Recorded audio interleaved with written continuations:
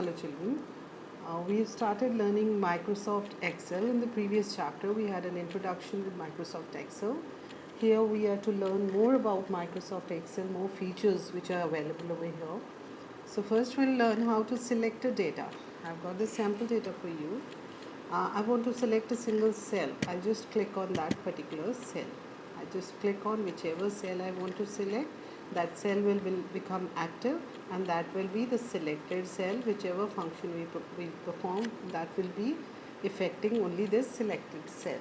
If I want to select the whole row, this whole row I need to select, instead of dragging the mouse over the row, I can just click on the row number. You can see this arrow.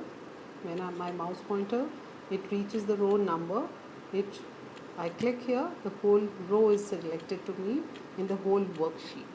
Similarly, I can select this row, I can select this row, I can select this row, and so on. If I want to select a whole column, I just click on the column name. The column name is ABCD. I click on B, the whole column B will be selected for me. If I click on column D, you can see the arrow. Whenever I have that arrow, I click, the whole column is selected for me. Whenever I need to have select a group of cells, here I can drag my mouse over a group of cells, and if it is selecting of non-consecutive cells, they are not together at one place, just click on one cell and the other cell for selection, press Ctrl and click, then third one Control and click, fourth one Control and click.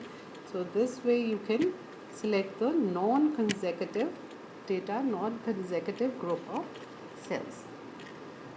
Then is formatting the text. How do you format the text? For that we need to select a portion of text. Suppose let us select this column with the names. So I format this column. How do I do the formatting?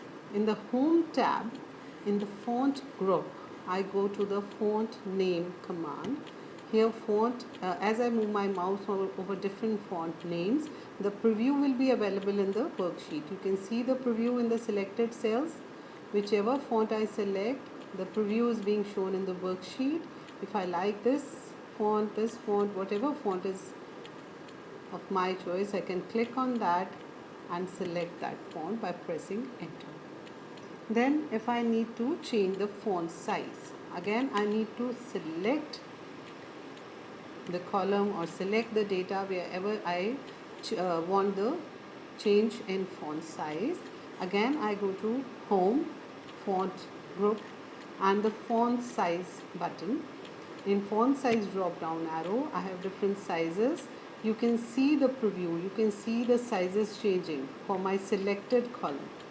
I have selected the English marks column, so only the size in the English marks is changing. The others are changing, just the row height is changing, otherwise the size is changing for the only selected column.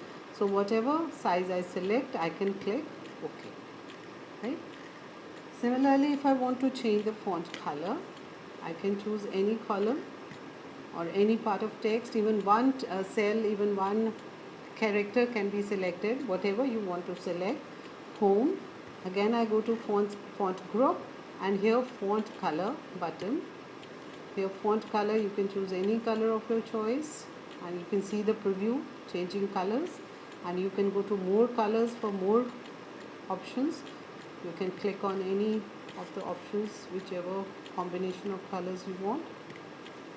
A pinkish one, okay.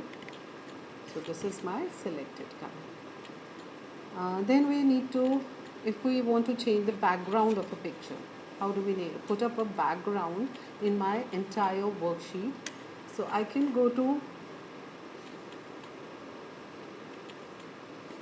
page layout, and in page setup group I can go to background, and here in the background I can take up any pictures available in my device.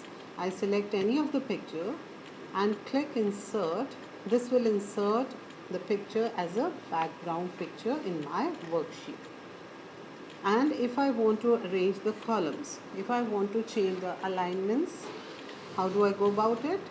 For alignments, I need to select, okay, by default, as you can see, by default, I'll press Ctrl Z to just undo the picture.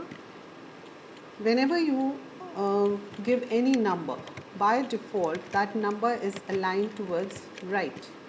And if I give any text, alphanumeric or text value, that is by default aligned towards right, left. You can see by default the alignment is left for text and right for numbers. In case you want to change the alignment, you select the text for which you want to change the alignment, and we go to Home tab, Alignment Group, and here I have got these three alignments: left, center and right. You can change your alignment to left for the selected text, center or right, whatever you require.